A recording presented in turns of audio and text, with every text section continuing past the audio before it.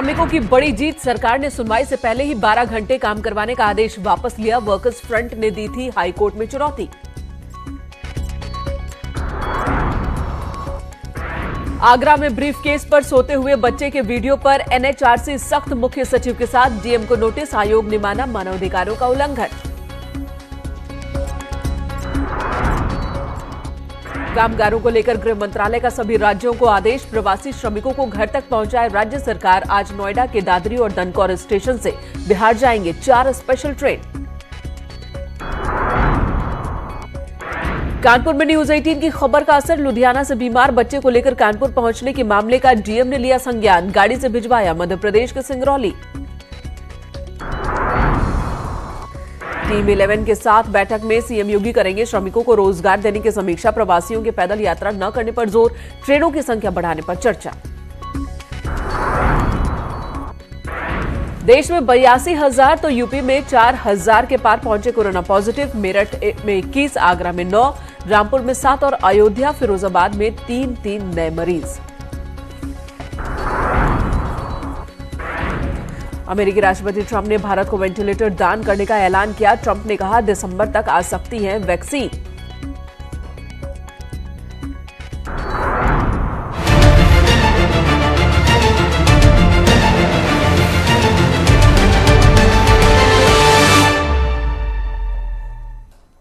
नमस्कार, आप देख रहे हैं न्यूज 18। मैं हूं आपके साथ मेनका चौधरी और बुलेटिन की शुरुआत एक बड़ी खबर के साथ जो कि औरैया से आ रही है। यहां पर सड़क हादसा हुआ है, 23 लोगों की मौत हो गई है। औरैया में भीषण सड़क हादसा हुआ है। 2 ट्रकों की टक्कर में 23 लोगों की मौत हो गई है। 35 घायल हुए हैं। 15 श्रमिक गंभीर रूप से घायल हैं। सैफई रेफर किया गया है इन्हें। 20 श्रमिक जिला अस्पताल में भर्ती हैं। मिहौली नेशनल हाईवे पर यह हादसा हुआ। राजस्थान से घर जा रहे थे सभी प्रवासी और तभी हादसे का शिकार हो गए। 2 ट्रकों में भिड़ंत हुई है और इस हादसे में 23 लोगों की मौत हो गई है। ये सभी प्रवासी श्रमिक बताए जा रहे हैं जो कि राजस्थान से लौट रहे थे। तो औरैया के हादसे के बाद की ये तस्वीर आप देख रहे हैं। यहां पर किस तरह से चीख पुकार की स्थिति मच गई। 35 लोग घायल हुए हैं। 15 श्रमिक गंभीर रूप से घायल हैं जिन्हें सैफई रेफर किया गया है। बाकी के जो 20 लोग हैं उन्हें जिला अस्पताल में रखा गया है। महरौली नेशनल हाईवे पर यह हादसा हुआ। ये सभी वो लोग हैं जो कि राजस्थान से अपने अपने घर को लौट रहे थे लेकिन हादसे का शिकार हो गए। रवि हमारे सहयोगी इस वक्त हमारे साथ है। रवि, सबसे पहले तो ये बताएं घायलों के हालात कैसे? हुआ है शहर कोतवाली के नेशनल हाईवे 19 पर, जिस पर यह हादसा जब हुआ है तो बताया जा रहा है ये सभी लोग वहां से राजस्थान से लौट रहे थे और डीसीएम जो है सड़क के किनारे खड़ी हुई थी, लेकिन अचानक अनियंत्रित होकर पीछे से ये ट्रॉला घुसा है। ट्राले में लगभग 50 लोग सवार थे, जिसके बाद ट्राला पलट गया। चूंकि ट्राले में चूने की बोरियां लदी हुई थी, अचानक पलटने से ज्यादातर लोग सो रहे थे और अचानक में आनन फानन में जब शोर शराबा हुआ तो लोग पहुंचे, जिसमें कैजुअलिटी 23 लोगों की डीएम ने पुष्टि की है और 20 लोगों को जिला अस्पताल में भर्ती कराया गया है और 15 लोगों की हालत गंभीर है जिन्हें सैफई रेफर किया गया। मैं आपको बताना चाहूंगा कि जो लोग 20 लोग भर्ती हैं इनके हाथ पैर में चोट आई है और कई लोगों के सर में चोट आई। फिलहाल इनकी स्थिति अभी कंट्रोल में है, लेकिन 15 लोग जो गंभीर थे इन्हें सैफई रेफर किया गया। जी मेनका जी, ये हादसा कैसे हुआ और ये सभी लोग राजस्थान से आ रहे थे और जा कहाँ रहे थे? देखिए, मैं आपको बता दूं ये राजस्थान से ये सभी लोग प्रवासी मजदूर ही कह सकते हैं इनको, क्योंकि ये लोग वहां से राजस्थान से बिहार, झारखंड और बंगाल को रहने वाले थे। बिहार, झारखंड, बंगाल चूंकि एक ही बेल्ट पर पड़ता है, इस वजह से लोग बाई रोड जा रहे थे। जिसके बाद सुबह 4 बजे अचानक ये जब हादसा हुआ है तो कुछ समझ नहीं पाया। मेरी घायलों से बात हुई थी तो उन्होंने बताया कि ज्यादातर लोग सो रहे थे, जिसके बाद ये ट्राला अनियंत्रित होकर पलट गया। जो डीसीएम थी ये आगे, इसमें भी लोग सवार थे, लेकिन ये लोग हाईवे के किनारे खड़े होकर एक ढाबे पर चाय पी रहे थे। ज्यादातर लोग, कुछ लोग डीसीएम में थे, कुछ लोग नीचे थे, लेकिन जब ट्राला पीछे से घुसा तो डीसीएम में भी बैठे हुए कुछ लोग घायल हुए। फिलहाल घायल की संख्या 20 है जो जिला अस्पताल में भर्ती, 15 गंभीर है जो सैफई रेफर किए गए। जी, जो घायल हैं या जिनकी मौत हुई है, क्या उनके परिजनों तक जानकारी पहुंच गई है?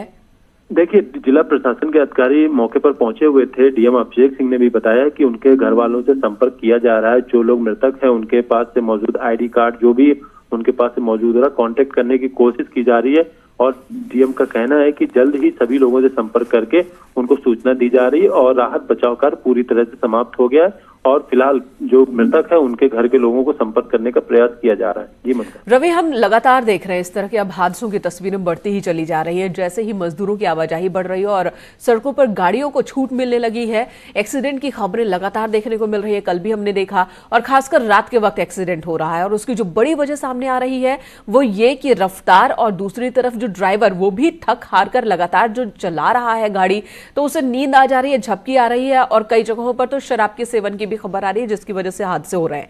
यहां पर समझ में आया है, यहां पता चला कि आखिर यह हादसा क्यों कैसे हुआ। देखिए मैं आपको बता दूं, हादसे के कारण की जांच चल रही है, और ये भी अनुमान लगाया जा रहा है कि हो सकता है ड्राइवर को झपकी आ गई हो। लेकिन ज्यादातर इस तरीके की जो अनियंत्रित सवारियां बैठ रही, कहीं ना कहीं परिवहन विभाग और जी रवि बने रहे हमारे साथ। औरैया के डीएम अभिषेक इस वक्त हमारे साथ जुड़ चुके हैं। अभिषेक जी, न्यूज 18 पर स्वागत। लेकिन एक दर्दनाक खबर के साथ आज फिर सुबह की शुरुआत हो रही है। 23 लोगों की जान चली गई। आपको इस हादसे के बारे में क्या कुछ इंफॉर्मेशन है?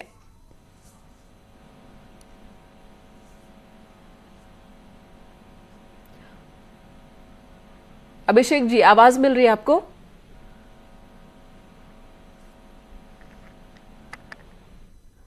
चलिए दोबारा संपर्क करने की कोशिश करेंगे, मेरी आवाज उन तक नहीं पहुंच रही है। रवि हमारे साथ मौजूद हैं। रवि, आप बता रहे थे कि हादसे की वजह अभी तक साफ नहीं। ड्राइवर किस कंडीशन में है? क्या ड्राइवर से कुछ बातचीत हो पाई? होश में है? क्या है हाल? देखिए मैं आपको बता दूं कि जो हादसा हुआ उसमें ड्राइवर के साइड से ही चूंकि ट्राला घुसा हुआ था, तो प्रशासन के अधिकारियों के मौके पर पहुंचकर प्राथमिकता ये थी कि जो लोग घायल हैं उसमें अभी पहचान करने की बात है, तो अभी पहचान चल रही है। लेकिन प्राथमिक रूप से जो है कि सबको उपचार दिया जाए। मौके पर पहुंच के ये भी अंदाजा लगाया जा रहा है कि जो घायल है काफी इंजर्ड है। ड्राइवर की भी बात है तो जिला प्रशासन के अधिकारियों का कहना है कि ड्राइवर की हालत भी गंभीर है, जिसे रेफर कर दिया गया। जी रवि, अगर रवि आपके पास आएंगे। मोहित अग्रवाल इस वक्त हमारे साथ जुड़ गए हैं, आईजी कानपुर। मोहित जी, न्यूज 18 पर आपका स्वागत है। लेकिन स्वागत करने में भी तकलीफ हो रही है मुझे, क्योंकि इस खबर पर हम जुड़ रहे हैं जो बहुत ही दर्दनाक हादसा है। 23 लोगों की जान चली गई। आपके पास क्या इन्फॉर्मेशन? नहीं, बिल्कुल बहुत ही दर्दनाक हादसा है ये। आज अर्ली मॉर्निंग एक डीसीएम जिसमें कुछ श्रमिक सवार थे जो अपने घरों की तरफ जा रहे थे, ये डीसीएम कहीं रुका था रास्ते में। इसी दौरान पीछे से एक ट्रक ने आकर के इसमें टक्कर मार दी।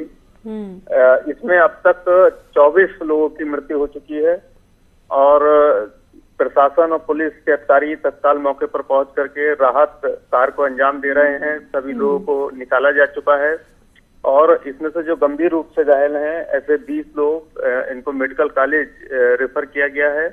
और जो मामूली रूप से घायल है 14 लोग, उनका स्थानीय अस्पताल में इलाज कराया जा रहा है। ये अधिकांश मजदूर वेस्ट बंगाल, बिहार जा रहे थे। यूपी के कुशीनगर जिले में भी जाने वाले मजदूर थे। तो हम लोग पूरा प्रयास कर रहे हैं कि बेहतर से बेहतर इलाज इन लोगों को दिया जा सके। जी आईजी साहब, क्या इन लोगों के परिजनों के बारे में पता चल पाया है कि इंफॉर्मेशन पहुंचाई जा सके? नहीं, बिल्कुल। जो लोग बोलने की स्थिति में हैं, इंजर्ड हैं, उनके घरों के एड्रेस लेकर के, टेलीफोन लेकर के तत्काल उनके घर वालों को सूचित किया गया है, और लगातार हम लोग उनके घर वालों के संपर्क में हैं। आईडी साहब, अब जो मरने वालों की जो संख्या है वो 24 हो चुकी है। और ये भी आपसे जानना चाहेंगे मोहित जी, आपने बताया कि डीसीएम खड़ी थी, पीछे से ट्रक ने टक्कर मारा, यानी कि जो ये मजदूर हैं वो डीसीएम में ही थे, ट्रक ने पीछे से टक्कर मारा है। यानी कि जितने भी घायल और मृतक लोग हैं ये सभी डीसीएम में थे? नहीं, कुछ लोग डीसीएम में सवार थे और कुछ लोग उस ट्रक में भी बैठे हुए थे। टक्कर के उपरांत दोनों ही गाड़ियां पलट गईं। पलट इस कारण से कुछ लोगों की कैजुअलिटी जो ट्रक में लोग बैठे हुए थे। मोहित जी, इस वक्त हमारे साथ सीएमओ अर्चना श्रीवास्तव जी भी जुड़ गई हैं, उनसे भी बात कर लेते हैं। अर्चना जी, हादसा, एक दर्दनाक हादसा, 24 लोगों की जान चली गई, 20 की हालत गंभीर है, 14 इस वक्त और भी हैं जो जख्मी हैं। अब क्या इन्फॉर्मेशन सीएमओ के पास, और इनके लिए क्या ऐलान? हाँ मैम, इनको जो है ये जो डेड बॉडीज हैं इनको तो हम शिफ्ट करा रहे हैं, और 15 लोग जो सीरियस थोड़े थे उनको सैफई मेडिकल कॉलेज हमने रेफर कर दिया है, और जो 20 थोड़े कम इंजर्ड हैं उनको फर्स्ट एड देके वो हमारे हॉस्पिटल में ही एडमिट है। जी क्या किस तरह से गंभीर है? जो 20 लोगों की बात हो रही है और जो बाकी 14 लोग हैं उनकी स्थिति कैसी है? थोड़ा ब्लीड करे हुए हैं, थोड़ा शॉक में है, तो उनको हमने जो है सैफई रिफर कर दिया, सैफई मेडिकल कॉलेज। जी, बहुत ज्यादा गंभीर है या फिर 1-2-3 दिन के उपचार के बाद उन्हें डिस्चार्ज किया जा सकता है? गंभीर है, वो सब जांच होगी तो पता चलेगा, है ना। गंभीर है, कुछ तो ऐसा इंजरी होती है तो शॉक में भी होते हैं। जी, और कितने लोग आपके यहाँ पहुंचे थे जो कि मृत कंडीशन में थे? Ma'am please. 24 लोगों की मौत हुई है, क्या ये ऑन स्पॉट डेथ है या फिर इलाज के दौरान? Broad dead. जी, ये वहां से ये बोरी के नीचे दबे हुए थे, तो इनको निकाला गया है, तो ये ब्रॉड डेड है। जी, अर्चना जी धन्यवाद इस वक्त बात करने के लिए, जो हालात हैं उसके बारे में बताने के लिए। उम्मीद करेंगे कि जो घायल है वो तुरंत से तुरंत ठीक हो सके, रिकवर कर सके। परेशानी लगातार हमें देखने को मिल रही है मजदूरों की, और यहाँ एक दर्दनाक हादसे के साथ फिर शुरुआत हो रही है सुबह की, और 24 लोगों की जान चली गई। ये सभी प्रवासी मजदूर जो कि राजस्थान से लौट रहे थे, कुछ उत्तर प्रदेश के हैं, कुछ बिहार के, कुछ झारखंड के। चूंकि बाय रोड जाना था तो सभी एक साथ निकले और उसके बाद इस तरह से रात के वक्त अंधेरे में हादसे का शिकार हो गए। इनमें से ज्यादा को तो पता ही नहीं चला और उनकी जान चली गई। ये सभी सो रहे थे जिस वक्त हादसा हुआ। हादसे के साथ ही ट्रक पलट गया, ट्राला पलट गया और इसमें सवार जो लोग थे वो गंभीर रूप से जख्मी हुए हैं। 15 लोग हैं जो गंभीर रूप से जख्मी हैं, 20 और हैं जो घायल हैं, 24 की मौत हो चुकी है। तो एक दर्दनाक हादसा। मोहित जी भी हमारे साथ जुड़े थे, आईजी, और उनका भी बहुत बहुत धन्यवाद। रवि, आपका भी शुक्रिया तमाम अपडेट्स देने के लिए। आपके पास आते रहेंगे, जानकारी लेते रहेंगे। इधर मेरठ में कोरोना के 21 नए केस मिले हैं। आगरा में कोरोना के 9 नए मरीज मिले हैं। रामपुर में कोरोना के 7 नए केस मिले हैं। तो अयोध्या में 3, फिरोजाबाद में भी 3 कोरोना पॉजिटिव पाए गए हैं। और इसके साथ उत्तर प्रदेश में कोरोना पॉजिटिव मरीजों की संख्या में इजाफा एक बार फिर से देखने को मिल रहा है। हालांकि पूरे देश की तुलना की बात करें तो उत्तर प्रदेश में अब भी हालात उतने बिगड़े नहीं है, लेकिन आगरा की स्थिति सबसे ज्यादा खतरनाक दिखती है लगातार। स्वास्थ्य विभाग ने कोरोना पर जारी आंकड़ा जारी किया, उसके मुताबिक उत्तर प्रदेश में अब तक कुल 4057 कोरोना पॉजिटिव केस है। शुक्रवार को 159 नए मरीजों में कोरोना की पुष्टि हुई। एक्टिव केस की संख्या 1797 है। जिले में 2165 मरीज स्वस्थ भी हुए हैं। प्रदेश के कई जिलों में अब तक 95 मरीजों की मौत हो चुकी है।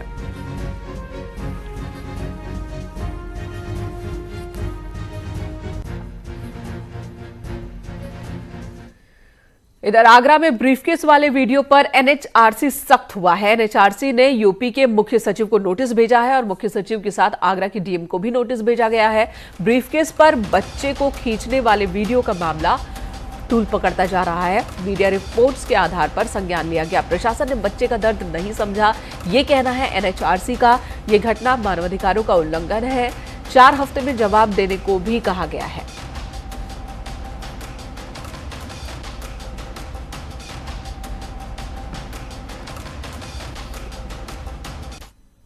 हालांकि ये भी एक सच्चाई है, जो तस्वीर आगरा में हमें देखने को मिली, ये तस्वीर पंजाब से लेकर आगरा तक पहुंची थी। और दूसरी बात कि ऐसी कई और तस्वीरें भी देखने को मिल रही है। तो क्या एनएचआरसी भी उसी मामले में कार्रवाई करता है, एक्शन करता है जो मीडिया में छा जाए और जो तस्वीर दिखे ना बहुत ज्यादा, उस पर चुप रहता है।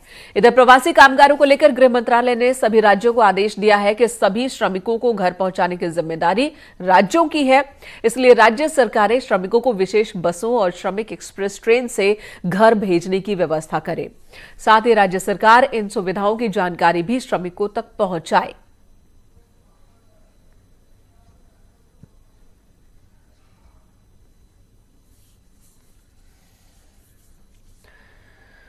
और इसी बीच बिहार के श्रमिकों को जो कि नोएडा, ग्रेटर नोएडा इस साइड फंसे हुए हैं, उन्हें उनके घर पहुंचाने की जिम्मेदारी सरकार ने उठाई है। उत्तर प्रदेश सरकार ने नोएडा के दादरी दनकौर स्टेशन से स्पेशल ट्रेन चलेंगी।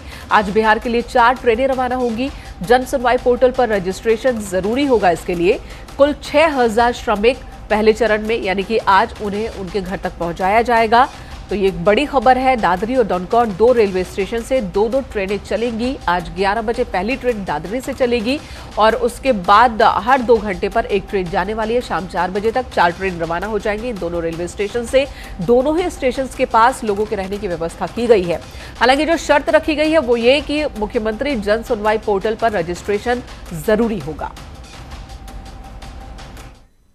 और कई स्पेशल ट्रेन शुरू होने के बाद अब घरेलू हवाई सेवा भी जल्द शुरू हो सकती है। एयरपोर्ट अथॉरिटी ने ये संकेत दिए हैं। एयरपोर्ट अथॉरिटी ऑफ इंडिया ने इसके लिए कुछ एडवाइजरी और कुछ गाइडलाइंस भी जारी की है, जिसमें कहा गया है कि यात्रियों के लिए आरोग्य सेतु ऐप डाउनलोड करना जरूरी होगा।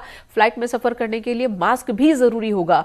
सोशल डिस्टेंसिंग के पालन के साथ ही मुसाफिरों को एयरपोर्ट स्टाफ के साथ सहयोग भी करना होगा।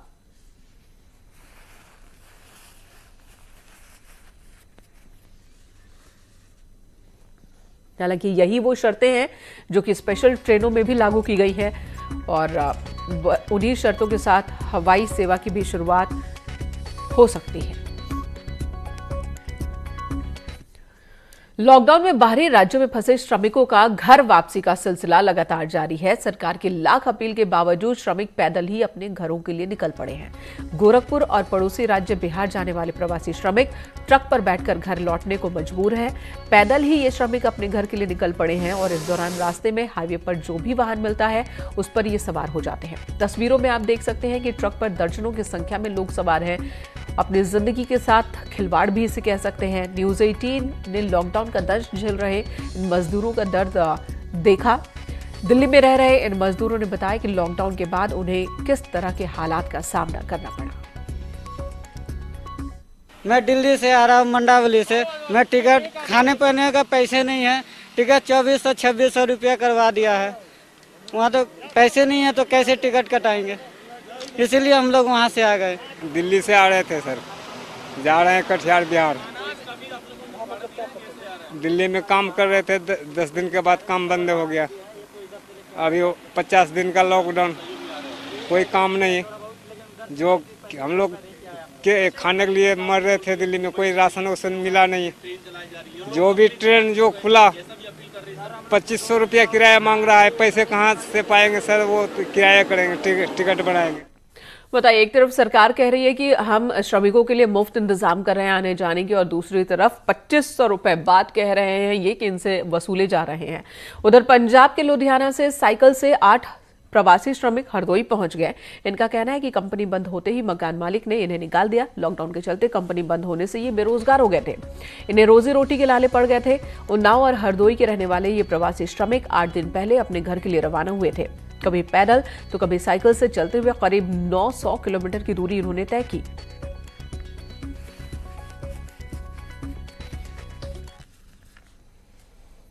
कोरोना को मिलकर हराएंगे मोदी और ट्रंप। भारत के प्रधानमंत्री नरेंद्र मोदी के साथ खड़ा है अमेरिका, ये कहना है ट्रंप का। भारत को वेंटिलेटर देने का ऐलान किया है ट्रंप ने। भारत अमेरिका वैक्सीन बनाने में जुटे हुए हैं, ये ट्रंप का कहना है। साल के आखिर तक वैक्सीन भी आ सकती है, ये अनुमान लगा रहे हैं ट्रंप। अमेरिकी राष्ट्रपति डोनाल्ड ट्रंप का यह दावा कि साल के आखिर तक वैक्सीन आ जाएगी। और इसी बीच ट्रंप ने ट्वीट में लिखा है, मुझे ये ऐलान करते हुए गर्व हो रहा है कि अमेरिका भारत में अपने दोस्तों के लिए वेंटिलेटर दान करेगा। हम इस महामारी से लड़ने के लिए भारत और पीएम मोदी के साथ खड़े हैं।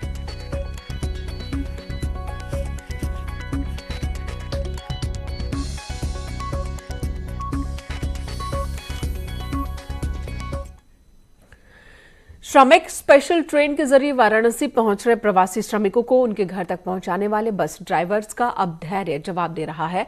बस ड्राइवर अपनी मांग को लेकर वाराणसी कैंट स्टेशन के सामने धरने पर बैठ गए और जमकर नारेबाजी की। इनका आरोप है कि परिवहन विभाग के आला अधिकारी उनसे जी तोड़ काम करवा रहे हैं, लेकिन खाने पीने का बिल्कुल भी ख्याल नहीं रखा जा रहा।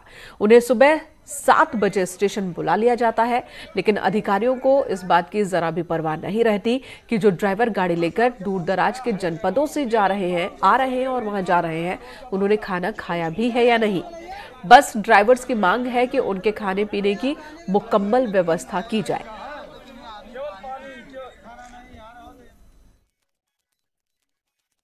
पूरा सर असुविधा है। कल सुबह आए थे बिना खाए गए थे, आज घर से खाना खा के तब आए हैं। गए तुरंत हमको ड्यूटी भेज दिए, डबल ड्यूटी पे। उसके बाद सुबह से आए 1 बजे से आए हैं, तब से मर रहे हैं खाए बिना यहाँ पे। आप लोग टोटल कितने लोग हैं? हम अपने डिपो के 600 लोग हैं।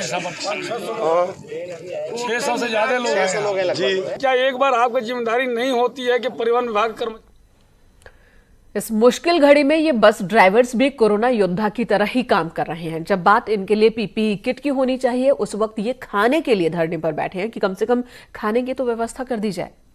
मजदूरों के लिए एक बड़ी राहत की बात है, बड़ी जीत है मजदूरों की। 12 घंटे काम करने का जो आदेश सरकार ने दिया था, जो एक नया नियम लाया गया था, उसे वापस ले लिया गया है। यूपी सरकार ने अधिसूचना जारी की थी। केंद्र की अधिसूचना जारी करने के बाद अधिसूचना को वर्कर्स फ्रंट ने चुनौती दी थी। हाईकोर्ट में सुनवाई से पहले ही वापस ले लिया गया है यह आदेश। अब 12 की जगह 8 घंटे ही काम करना होगा और ये एक बड़ी जीत है मजदूरों के लिए। खासकर लेबर लॉ में जो संशोधन किया गया था, उस संशोधन में कई पॉइंट्स हैं जो कि मजदूरों को पसंद नहीं आ रहे हैं और उनके खिलाफ विपक्ष भी आवाज उठा रहा है केंद्र की ओर से जो संशोधन किया गया। लेकिन जो सबसे बड़ा पॉइंट जिसको लेकर विरोध सबसे ज्यादा, वो यही कि काम के घंटे 8 से बढ़ाकर 12 क्यों कर दिए गए। अजीत सिंह हमारे साथ इस वक्त फोन लाइन पर मौजूद है। अजीत, चुनौती दी वर्कर्स फ्रंट ने हाईकोर्ट में और उससे पहले ही उत्तर प्रदेश सरकार ने ये आदेश वापस ले लिया। अब 8 घंटे ही काम करने होंगे। देखिए, बिल्कुल सरकार ने वापस ले लिया और जिस तरह लेबर फ्रंट विरोध कर रहा था उसको लेकर सरकार ने जो कहा था उस आदेश को रात में वापस ले लिया और 12 घंटे की जगह 8 घंटे ही मजदूरों को काम करना पड़ेगा। और मजदूरों की बड़ी जीत है जिसको लेकर वो उनके संगठन को इस बात का नाराजगी जता रहे थे। लेकिन अब इस आदेश के बाद सरकार ने अपना आदेश वापस ले लिया, मजदूरों को बड़ा लाभ फायदा होने वाला और वो काफी खुश नजर जी अजीत, ये एक ही पॉइंट था हाईकोर्ट में चुनौती दी गई थी या और भी पॉइंट्स है? देखिए, बिल्कुल कई सारे पॉइंट है जो लेबर एक्ट में रिफॉर्म हुआ था, उसको लेकर कई सारे संगठन अपने एक तरीके से संशोधन कराना। जी, तो कई और पॉइंट्स हैं, लेकिन फिलहाल एक पॉइंट जिस पर जीत मिल गई है क्योंकि सुनवाई से पहले ही सरकार ने यह आदेश वापस ले लिया है। द बुलंदशहर की खबर, जहां पर सैलून संचालक से 3 को कोरोना हुआ है। शिकारपुर में सैलून संचालक के संपर्क में आए 3 लोग भी कोरोना की चपेट में आ गए हैं। संक्रमित बुलंदशहर में कोरोना मरीजों की संख्या अब 81 हो चुकी है। एक ही परिवार की महिला और 2 बच्चे भी पॉजिटिव पाए गए हैं।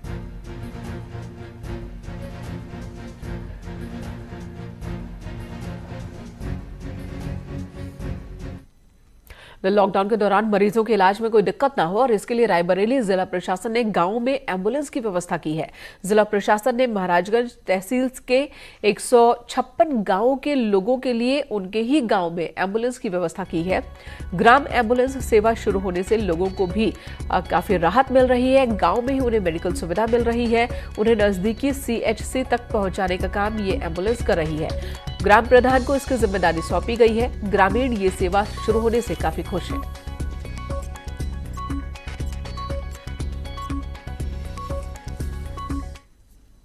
एक ब्रेक के लिए रुकेंगे, ब्रेक के बाद भी खबरें जारी हैं।